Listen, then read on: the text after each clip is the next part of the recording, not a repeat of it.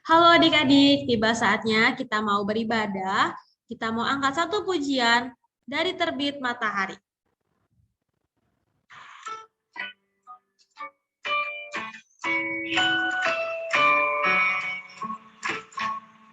Dari terbit matahari sampai pada masuknya, biarlah nama Tuhan dipuji.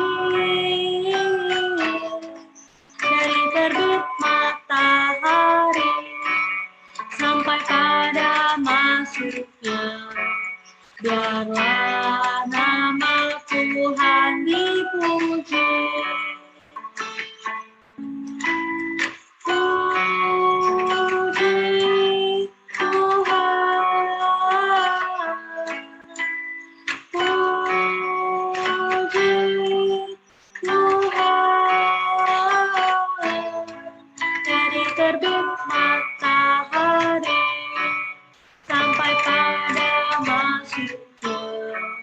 Biarlah nama Tuhan dipuji.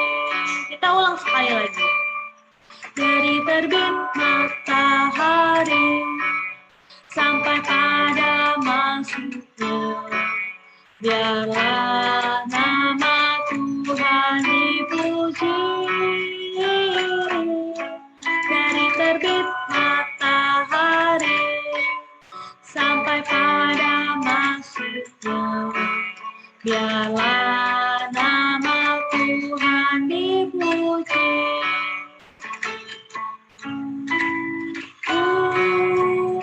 Puji Tuhan, puji Tuhan. Dari terbit matahari sampai pada masuknya, biarlah nama Tuhan dipuji. Iya, sekarang kita mau dengerin pengumuman ya. Pengumuman yang pertama, setiap hari Minggu, setiap jam 1 siang, kita ada ibadah sekolah minggu ya, yang Batita akan lewat YouTube, dan yang kelas kecil dan kelas besar akan beribadah lewat Zoom ya. Nanti linknya akan di-share oleh Cici Kokonya di grup sekolah minggu. Lalu yang kedua ya, pada tanggal 19 September nanti ya, kita akan merayakan ibadah ulang tahun gereja kita yang ke-28 ya. Puji Tuhan, gereja kita sudah sudah berdiri sejak 28 tahun yang lalu dan boleh menjadi berkat ya. Kita mau merayakannya pada tanggal 19 September nanti jam 1 siang. Oke, boleh diundang teman-temannya untuk ikut, boleh datang beribadah. Kita mau mendengarkan firman Tuhan. Kita mau angkat pujian, firman Tuhan ku dengar, ku tanam di hati.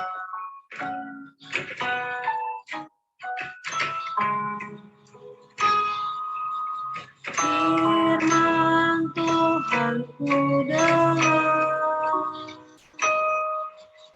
ku tanam di hatiku, ku ingin bertumbuh subur dan berbuah lebat. Yesus, tolonglah aku. Kita ulang sekali lagi, firman Tuhan ku dengar. Firman Tuhan ku dengar, ku tanam di hatiku, ku ingin bertumbuh subur dan berbuah lebat.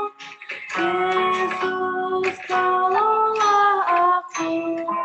Mari kita berdoa. Tuhan Yesus, terima kasih kami telah menaikkan puji-pujian. Kiranya puji-pujian yang kami naikkan boleh berkenan di hati Tuhan. Tuhan, sebentar lagi kami akan mendengarkan firman-Mu. Kiranya Tuhan yang boleh berkati kami, biarlah kami boleh mengerti apa yang ingin disampaikan. Terima kasih ya Tuhan, hanya di dalam nama Tuhan Yesus kami berdoa.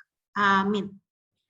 Halo adik-adik, sebelum kita mendengarkan firman Tuhan, mari kita bersatu di dalam doa.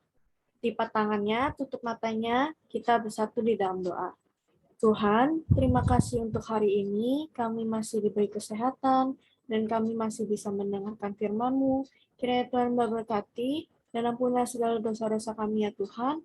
Ajar kami agar kami boleh selalu taat akan perintah-Mu ya Tuhan. Hanya di dalam nama Tuhan Yesus, kami berdoa. Amin. Nah, adik-adik, hari ini Cici mau cerita tentang Menara Babel. Ada yang udah pernah dengar belum cerita Menara Babel? Iya, kali ini Cici mau cerita tentang Menara Babel lagi ya. Tapi sebelum itu, Cici mau tanya sama adik-adik. Nanti besar, kalau kalian ingin membangun rumah, pasti kalian perlu yang namanya tukang. Tukang untuk apa ya? Yang pasti untuk membantu membangun rumah yang kalian impikan. Dan pasti kalian juga memilih tukang yang bisa berbahasa Indonesia. Betul tidak? Iya, kenapa ya kok harus tukang yang bisa berbahasa Indonesia? Kalau kita memilih tukang yang tidak bisa berbahasa Indonesia, otomatis nanti kita berkomunikasinya akan susah dengan tukang tersebut.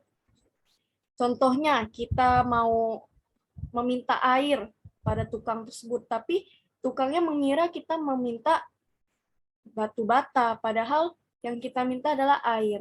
Pasti komunikasinya jadi berantakan dan rumahnya juga akan tidak bagus ya untuk dilihat.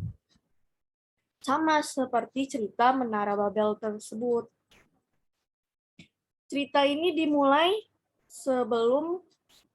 setelah air bah terjadi. Kalian tahu ya, air bah waktu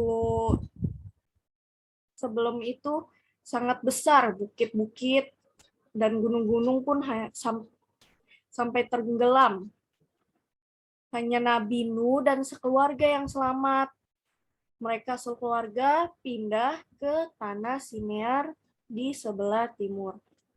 Mari kita buka Alkitab kita di Kejadian 11 ayat 1 sampai 9. Kejadian 11 ayat 1 sampai 9. Kita baca bareng-bareng ya. Menara Babel. Adapun seluruh bumi satu bahasanya dan satu logatnya. Maka berangkatlah mereka ke sebelah timur dan menjumpai tanah datar di tanah Sinear. Lalu menetaplah mereka di sana. Mereka berkata seorang kepada yang lain, marilah kita membuat batu bata dan membakarnya baik-baik. Lalu bata itulah dipakai mereka sebagai batu dan tergala-gala sebagai tanah liat. Juga kata mereka, marilah kita dirikan bagi kita sebuah kota dengan sebuah menara yang puncaknya sampai ke langit. Dan marilah kita cari nama supaya kita jangan terserak ke seluruh bumi. Lalu turunlah Tuhan untuk melihat kota dan menara yang didirikan oleh anak-anak manusia itu. Dan ia berfirman, mereka ini satu bangsa dengan satu bahasa untuk semuanya. Ini barulah permulaan usaha mereka. Mulai dari sekarang, apapun juga yang mereka rencanakan, tidak ada yang tidak akan dapat terlaksanakan. Baiklah kita turun dan mengacau balaukan di sana bahasa mereka, sehingga mereka tidak mengerti lagi bahasa masing-masing. Demikianlah mereka diserahkan Tuhan dari situ ke seluruh bumi, dan mereka berhenti mendirikan kota itu. Itulah sebabnya sampai sekarang nama kota itu disebut Babel, karena disitulah dikacau balaukan Tuhan bahasa seluruh bumi, dan dari situlah mereka diserahkan Tuhan ke seluruh bumi. Oke, setelah sekeluarga Nuh pindah ke tanah Sinear, di Kejadian 11 ini Allah ingin mengembalikan posisi pemukiman manusia di bumi. Artinya apa? Artinya penuhilah bumi dengan cara mereka berpencar menurut bangsanya. Awalnya semua manusia itu memiliki satu bahasa dan satu logatnya di ayatnya yang pertama ya. Mereka semua bersatu karena bahasa dan logatnya sama, mereka bisa bersatu hidup bersama di satu tempat yang disebut tanah Sinear di ayatnya yang kedua. Dan di ayatnya yang ketiga, dengan kemampuan bersama itu, Mereka membangun tempat tinggal dan menemukan cara untuk menyiapkan bahan-bahannya yang berupa batu bata dan tergala-gala. Awalnya mereka masih menggunakan batu dan tanah liat untuk merekatkannya.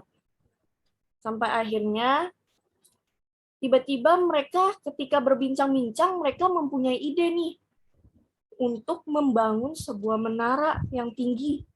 Menara yang puncaknya sampai ke langit-langit. Ketika mereka berbincang-bincang, mereka akhirnya setuju untuk membangun sebuah menara. Mereka bersatu, bekerja sama, membuat tanah liat, membuat batu bata untuk merekatkannya, agar menara yang mereka bangun ini kuat. Hingga sampai ke langit-langit. Lihat ya, menaranya sangat tinggi itu. Mereka bertujuan ingin membangun hingga sampai ke langit-langit atas. Lalu Tuhan melihat pekerjaan mereka. Namun yang awalnya mereka ingin mencapai puncak langit-langit di atas tersebut untuk melihat Tuhan, melihat kemuliaannya, tetapi malah Tuhan yang turun melihat pekerjaan mereka. Kenapa ya Tuhan turun? Tuhan ingin melihat apa yang mereka perbuat. Namun karena Tuhan ingin membuat mereka terserak ke seluruh bumi dan tidak bersatu di hanya satu tempat saja, tapi mereka malah ingin membuat sebuah menara dan ingin tetap tinggal di satu tanah tersebut bersama-sama tanpa berpencar. Makanya Tuhan turun melihat pekerjaan mereka dan Tuhan tidak setuju karena mereka melanggar apa yang Tuhan inginkan. Sampai akhirnya Tuhan mengacau balaukan bahasa mereka. Lihat ya, mereka bingung satu dengan yang lainnya, tidak tahu satu dengan yang lainnya berbicara apa, karena bahasa yang Tuhan buat sudah Tuhan kacaukan. Akhirnya karena komunikasi tersebut tidak bisa dilanjutkan, karena Tuhan sudah mengacau balaukan bahasa mereka, mereka akhirnya tidak jadi membangun menara Babel tersebut. Karena komunikasi itu juga penting ya, karena kalau ketika mereka ingin membangun namun tidak mengerti bahasa satu dengan yang lainnya, mereka akan kacau di dalam pembangunan tersebut. Dari cerita kita tadi, adik-adik tahu nggak apa tujuan mereka membangun menara Babel? Ada 3 tujuan nih. Yang pertama di ayatnya yang keempat, mereka ingin membangun menara sampai ke langit. Buat apa? Buat bisa sampai ke Tuhan. Itu tujuan pertama mereka. Tujuan kedua mereka juga ingin mencari nama. Apa artinya, Ci, mencari nama? Artinya mereka ingin sombong. Mereka ingin setingkat sama kepada Tuhan. Makanya mereka ingin mempunyai nama yang terkenal dan mencari nama. Agar mereka juga tidak terserak ke seluruh bumi. Tujuan yang ketiga, mereka ingin mereka sengaja untuk melawan keinginan Tuhan dan untuk memenuhi keinginan mereka saja. Kita tahu ya, Tuhan tidak mengizinkan mereka untuk mendirikan sebuah menara, bahkan mereka dengan sengaja ingin membangun menara agar mereka semua bisa bersatu dan tidak terserak ke seluruh bumi. Itu cukup egois ya, karena Tuhan tidak pernah mengajarkan kita untuk tidak taat kepada Tuhan. Tuhan punya rencana yang indah untuk kita. Sama seperti Tuhan sudah merencanakan hidup mereka. Sama nih kayak kita sekarang lagi pandemi, dari ibadah, sekolah, yang kerja juga semua jadi serba online. Pasti terkadang kita juga menjadi malas ya, apa-apa perlu menatap layar, capek, merasa ingin menyerah, tapi kita harus tetap percaya kalau semua ini pasti bakal lewat. Tapi karena mereka melawan Tuhan dan berpaling dari rencana Tuhan, adik-adik bisa lihat kan apa yang terjadi? Ya, Tuhan akhirnya mengacau balaukan bahasa mereka. Dan akhirnya keinginan mereka tidak terpenuhi. Makanya mengapa menara itu disebut Babel? Karena Tuhan telah mengacau balaukan bahasa mereka dan mereka gagal untuk memenuhi keinginan mereka. Sama nih, kayak kehidupan kita sehari-harinya. Jika kita melawan perintah Tuhan dan kita berpaling dari rencana Tuhan, pasti Tuhan tidak akan setuju. Bukan karena Tuhan tidak sayang ya kepada kita, tapi karena Tuhan yang lebih tahu mana yang baik untuk kita. Ketika kita berdoa, meminta sesuatu, itu pasti tidak selamanya sesuatu yang kita inginkan itu dipenuhi oleh Tuhan. Karena Tuhan yang lebih tahu ya apa yang baik dari dalam hidup kita. Makanya adik-adik kalau berdoa juga jangan ingin keinginan kalian itu selalu terpenuhi. Tuhan pasti akan memenuhi keinginan kalian jika kalian benar-benar bersungguh-sungguh dan kalian juga benar-benar percaya menaruh harapan kalian kepada Tuhan. Kalau permintaan kalian baik, pasti Tuhan akan mengabulkannya sesuai dengan rencana Tuhan. Di Kejadian 11 ini kita banyak belajar ya adik-adik. Kalau mereka tidak taat kepada Tuhan dan tidak mengandalkan Tuhan, kita bisa sama-sama kembali merenungkan perbuatan kita ya. Apakah kita sudah mengandalkan Tuhan di dalam kehidupan kita, atau kita sudah taat belum kepada Tuhan? Kita harus kembali mengoreksi diri kita sendiri masing-masing. Karena cerita ini juga mengingatkan kita untuk bisa harus taat kepada Allah. Kita harus mendekatkan diri kepada Tuhan agar ketika Tuhan memilih kita sebagai anaknya, Tuhan menaruh kepercayaan kepada kita, makanya kita juga harus taat di dalam kehidupan kita sehari-hari. Semakin kita mengenal Tuhan, karena kalau kita tidak mengenal Allah, pasti kita juga tidak taat. Tapi semakin kita mengenal Allah, semakin kita mengerti kalau Allah yang menciptakan, mengasihi, dan menebus kita oleh kasih-Nya yang sempurna dan sudah dinyatakan melalui pengorbanan Kristus. Adik-adik harus selalu taat ya kepada Tuhan di dalam kehidupan kita sehari-hari, dimanapun, kapanpun, kita harus tetap ingat kepada Tuhan. Adik-adik juga jangan lupa untuk membaca firman-Nya ya adik-adik. Dan jangan lupa juga untuk berdoa kepada Tuhan. Semakin kita mengenal Tuhan, semakin hidup kita akan dipimpin oleh Tuhan. Mari kita bersatu di dalam doa. Lipat tangannya, tutup matanya, kita bersatu di dalam doa. Tuhan, terima kasih untuk hari ini. Kami sudah mendengarkan firman-Mu. Kiranya Tuhan berberkati agar firman ini boleh tertanam di dalam kehidupan kami sehari-hari.